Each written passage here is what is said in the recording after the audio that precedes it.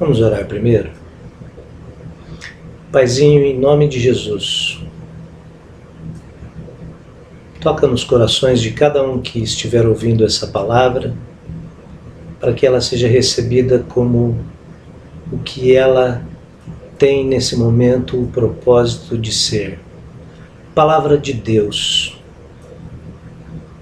palavra que traz vida eterna ao coração do homem, pela ação miraculosa do Espírito de Cristo, pela nossa fé no fato de nossa morte e ressurreição com Cristo, pela nossa convicção de nossa dependência em Ti, e que sabemos que só de Ti vem toda dádiva essencial, todo dom perfeito.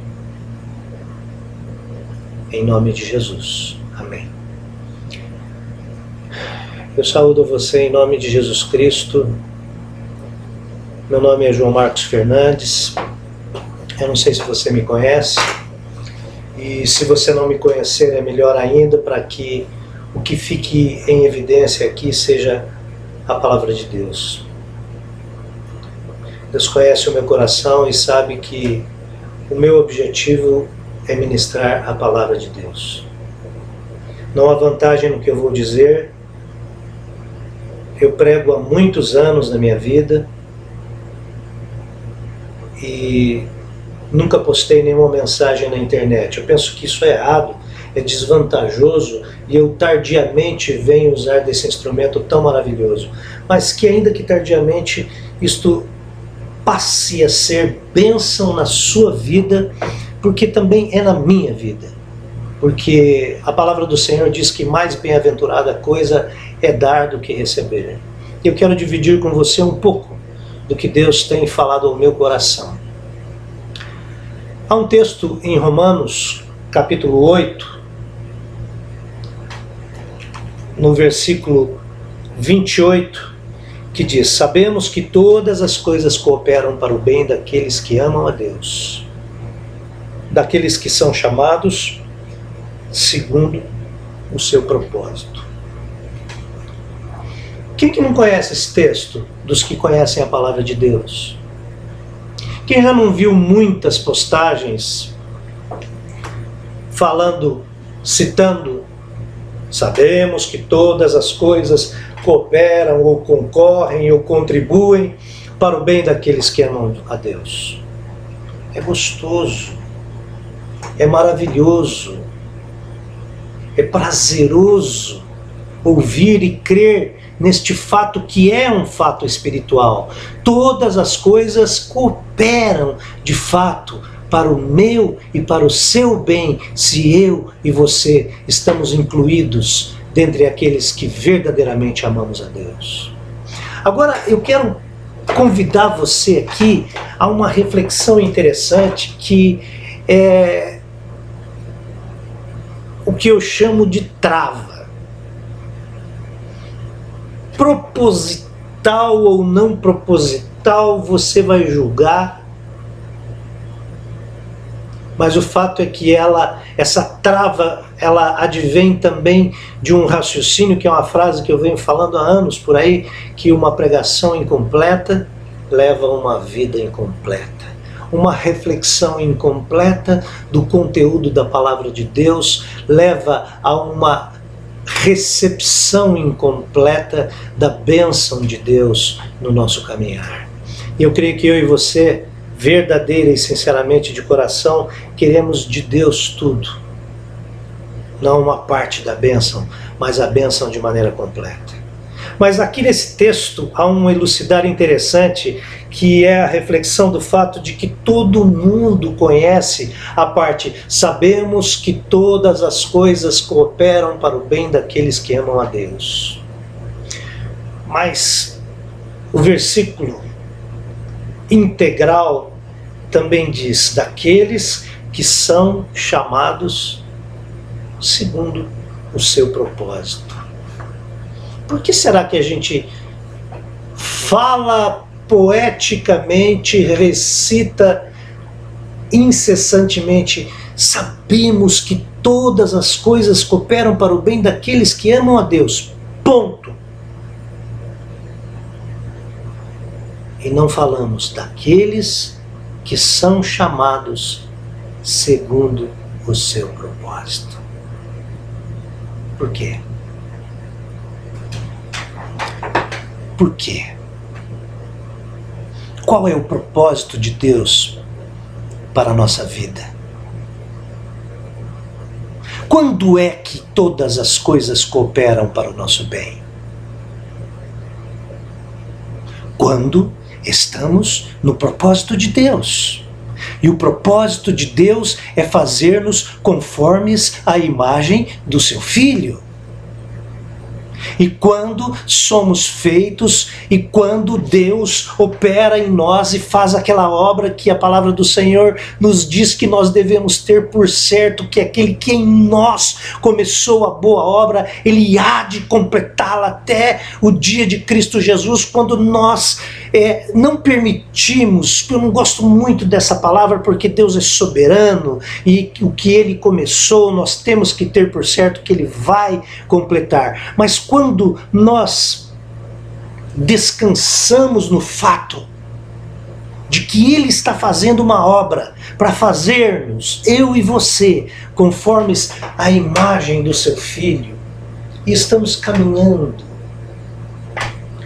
agindo, compartilhando, ministrando, servindo, na visão do fato de que a cada dia não só vemos, como também queremos que Deus faça de mim e de você cada vez mais parecido com Cristo, cada vez menos parecido com João, com Maria, com José, com Alfredo, com Paulo, com Pedro,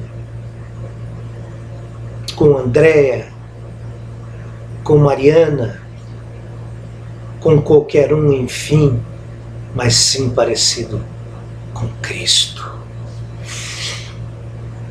Tem um louvor bonito que diz: quero ser a carta escrita por tua mão, para o mundo ver e olhar, e sentir e saber que tu vives em mim. Mas a gente trava.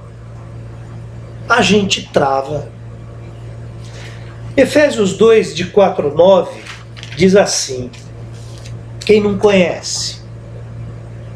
Mas Deus, sendo rico em misericórdia, por causa do grande amor com que nos amou, e estando nós mortos em nossos delitos, nos deu vida juntamente com Cristo. Pela graça sois salvos. E juntamente com Ele nos ressuscitou e nos fez assentar nos lugares celestiais em Cristo Jesus, para mostrar nos séculos vindouros a suprema riqueza da sua graça em bondade para conosco em Cristo Jesus.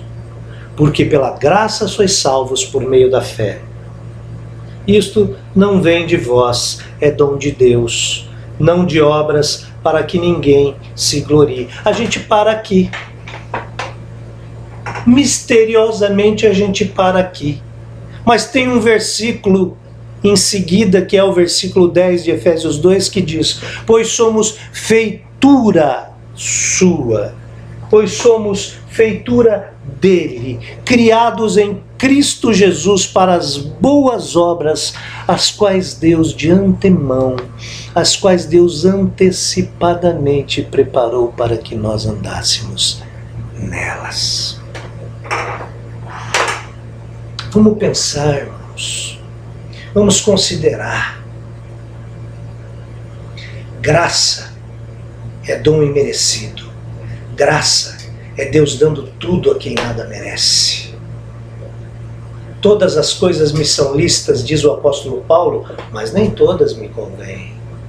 Eu não vou me deixar dominar por elas. Eu não vou me deixar me levar por elas. Eu não vou me deixar conduzir por elas, porque a minha natureza já não é mais para isso. A minha natureza é para fazer a vontade daquele que por mim morreu, daquele que me resgatou, me regenerou, aquele que me fez uma nova criatura.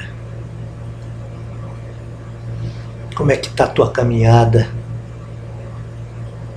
O que você tem aí? Qual que é o teu testemunho? O que as pessoas veem quando veem você, no seu estilo de vida, na sua ética, na sua caminhada? Como é que está a coisa aí em termos de testemunho pessoal? Eu quero dizer para você declaradamente que se você vive muito bem e confortavelmente nesse mundo, você deveria questionar sua fé, meu querido. Uma vez que o conselho completo de Deus aponta para um viver em angústia para todo aquele que está em Cristo Jesus. E como no final, presta atenção nisso, como no final de todas as coisas, tudo será definido exclusivamente entre você e Deus. Entre você e Deus não tem papai, não tem mamãe, não tem esposo auxiliando esposa, não tem marido auxiliando a esposa, não tem a esposa auxiliando o marido, não tem pai auxiliando o filho, não tem filho auxiliando o pai, não tem o meu amigão, o grande amigo da tua vida auxiliando você. É uma história que se resolve entre você e Deus no final de todas as coisas. Naquele dia, se as suas convicções não forem respaldadas em uma real experiência de mudança de natureza espiritual que leva a uma inexorável, uma inalienável mudança profunda na ética da tua caminhada em Cristo Jesus, as suas convicções não poderão lhe apresentar aprovado diante de Deus, a quem devemos prestar contas. E então não haverá mais tempo. O evangelho que tem sido pregado por aí é falso. Me perdoem, eu não estou generalizando, não estou falando a respeito de todos. Por favor, cada um sabe a sua responsabilidade e como tem desempenhado a sua responsabilidade diante de Deus. Mas genericamente e não plenamente, o evangelho que tem sido pregado por aí é falso. É um evangelho humanista, é um evangelho voltado para um homem, é um evangelho voltado para apresentar-lhe um Deus que você compre e que você pague por ele com dízimos e ofertas. É um evangelho onde Deus está formatado para ser aquilo que você quer que ele seja. É o evangelho do todas as coisas cooperam para o bem daqueles que amam a Deus. Ponto. Mas não é o evangelho do para o bem daqueles que são chamados segundo o seu propósito, que é fazer eu e você a imagem de Cristo Jesus. Filipenses 1, vamos ler lá, do versículo 27 ao 30, diz assim: vivei acima de tudo por modo digno do evangelho de Cristo, para que ou indo ver-vos, ou estando ausente, ouça no tocante a vós outros que estáis firmes em um só espírito, com uma só alma, lutando juntos pela fé evangélica, e que em nada estáis intimidados pelos adversários, pois o que é para eles prova evidente de perdição é para vós outros de salvação, e isto da parte de Deus, porque vos foi... Presta atenção, porque esse aqui não é o evangelho que você ouve por aí, não é o evangelho que você ouve na televisão, não é o evangelho que você muitas vezes talvez seja um dos que tenha comprado. Esse texto não fui eu que escrevi, não, é o apóstolo Paulo, está em Filipenses, no versículo 29, é a continuação do que eu estou lendo aqui. Porque vos foi concedida a graça, isso é graça, a verdadeira graça, que o apóstolo Pedro fala no final da sua primeira epístola, na segunda metade do versículo 12. Nela estai firmes, esta é a verdadeira graça. Eu convido você a estar firme na verdadeira graça em Cristo Jesus, que diz assim: porque vos foi concedida a graça de padecerdes por Cristo, e não somente de crerdes nele. Eu vou ler de novo: porque vos foi concedida a graça de padecerdes por Cristo, e não somente de crerdes nele.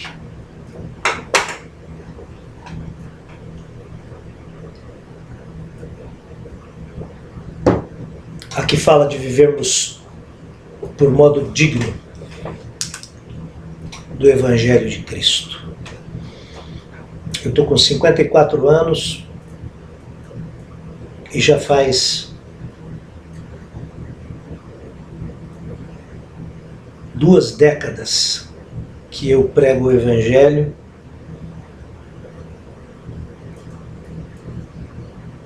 de uma forma quase que exclusiva na minha caminhada. Mas já venho ministrando há muito mais do que 2 décadas, já há 3 décadas, desde os meus 24 anos, é que eu ministro a palavra do Senhor. E eu quero te dizer que tudo de melhor que eu aprendi de Deus foi na dor, foi na angústia, foi no vale, foi no sofrimento. Não foi numa boa, não. Não há uma situação de conforto prevista para quem está a serviço do reino. O problema é que muitas pessoas por aí estão vivendo um evangelho de confissão. Um evangelho, é claro que a palavra de Deus diz, não me entenda mal, se com a tua boca confessares a Jesus como o Senhor e em teu coração creres que Deus o ressuscitou dentre os mortos, serás salvo. É com a boca que se confessa, é com o coração que se crê. Eu não estou anulando a palavra, eu só estou dizendo que se o evangelho que você vive é só confissão, mas ele não atinge de maneira radical, ele não atinge de maneira profunda a ética da tua caminhada, e você ainda luta contra pecado, ou luta talvez por medo de Deus, contra a vontade de pecar mais, só não peca mais, só não vai mais fundo no pecado, porque você tem temor, medo de Deus, não sei o nome que é isso. Eu quero te dizer, um nome que eu daria para isso, baseado no que a palavra de Deus dá para isso: você precisa nascer de novo. Por quê? Ou você está a serviço do reino e isso gera angústia, sofrimento, luta. Ou você não está no reino, ou talvez vamos crer desviado do propósito do reino. Jesus, em Mateus 10, 34 a 39, ele diz que veio trazer espada. Leia lá. Não vou ler para que a gente ganhe um tempo aqui. As coisas hoje em dia são tão rápidas e as pessoas não querem ficar muito tempo ouvindo coisas muito longas. Isso é uma doença, mas vamos deixar que Deus cure. Eu não tenho poder para fazer isso. Mas Mateus 34 a 39 fala sobre a espada. E eu vou te dizer uma coisa, meu amado: espada não são lutas financeiras. Espada não são as incompatibilidades de gênio e também não são as disputas profissionais, políticas ou sociais que você possa enfrentar e ver agravada a situação da sua caminhada. Espada também não são problemas de saúde. Espadas são combates pelo nome de Jesus. Tem espada na tua caminhada? Se tem espada, você está a serviço do reino. Se não tem espada, tem alguma coisa errada. João 15:20 diz que o servo não é maior do que seu senhor. Se perseguiram, se chicotearam, se esbofetearam, se crucificaram o Senhor. Não fica escandalizado de ver o ISIS decapitando 21 cristãos lá na Líbia, porque você pode ser o próximo. E isso não está fora do que Deus tem reservado para a sua igreja. Não espera arrebatamento da igreja antes da grande tribulação, porque não tem um único texto na Bíblia que fale isso. Não tem um único. Eu convido você a falar para mim depois. Não tem um único. Nós vamos passar toda a tribulação. A igreja vai passar toda a tribulação. Aliás, a tribulação já está em andamento. Aquela grande tribulação que Jesus fala no Sermão do Monte das Oliveiras em Mateus 24 e que é citada em tantos outros textos, o apóstolo Paulo fala sobre isso e principalmente o apóstolo João nos traz a revelação do formato dessa grande tribulação. Ela está aí, começando. E eu e você, Igreja de Jesus Cristo, vamos até o final, ao soar a última trombeta, como disse o apóstolo Paulo, que nós seremos arrebatados, e nem na última especificamente, mas dentro do contexto da última, quando derrama a 7ª taça lá no Armagedon. Mas nós vamos estar ministrando sobre isso para você num outro vídeo. Se você quiser ouvir sobre esse assunto, é bênção para a tua vida. Mas eu quero dizer para você o seguinte: João 16:33, Jesus diz: no mundo passais por aflições, mas tem de bom ânimo, eu venci o mundo. Se as suas aflições são por problemas financeiros, isso não é espada. Isso não é padecer por causa do nome de Jesus. Se suas aflições são por problemas de saúde, isso não é espada. Isso não é padecer por causa do nome de Jesus. Se suas aflições são por problemas emocionais, sentimentais, por frustrações, por não ter ido, não ter tido, não ter sido, não ter feito, não ser reconhecido, querido, respeitado, isso não é espada, não é padecer por causa do nome de Jesus. Se suas aflições são pelo insucesso das pessoas que você ama, isto também não é espada. Se suas aflições, como eu falei há pouco, são porque você gostaria de pecar mais do que peca e ir mais além nas práticas pecaminosas, mas não vai porque teme a Deus, e eu quero lhe dizer que se suas aflições são só isso, se a essência da sua caminhada é lutar para ter mais dinheiro, para ter um conforto melhor ou para vencer problema de saúde, eu sei que todos nós passamos por isto também. Mas a questão aqui é, se as suas aflições, a ética principal da tua caminhada consiste nisso, você está vivendo para você e querendo que Deus sirva a você. Mas Deus tem muito mais. Eu vim para que tenhas vida e vida em abundância. E não há vida vivida em abundância em Cristo Jesus, se nós vivermos para nós mesmos, protegendo e enaltecendo o ego. É necessário que Cristo cresça e eu desapareça. É necessário que eu viva compreendendo e andando como quem compreende, porque quem crê age como quem crê. Que eu e você fomos considerados dignos de padecer pelo nome de Cristo. Nós fomos considerados dignos de sofrer por Jesus. E quando sofremos por Jesus, nós não atentamos propriamente para o que é nosso, mas principalmente para o que é dos outros. E aí a gente vive a ética da graça, descansado na graça, confiando na graça, na paz.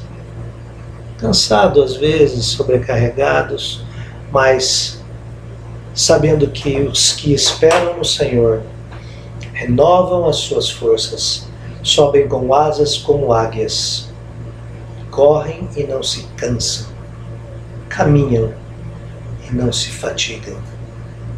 Deus te abençoe, meu amado, reflita e considere essa palavra que vem do alto, em nome de Jesus. Amém.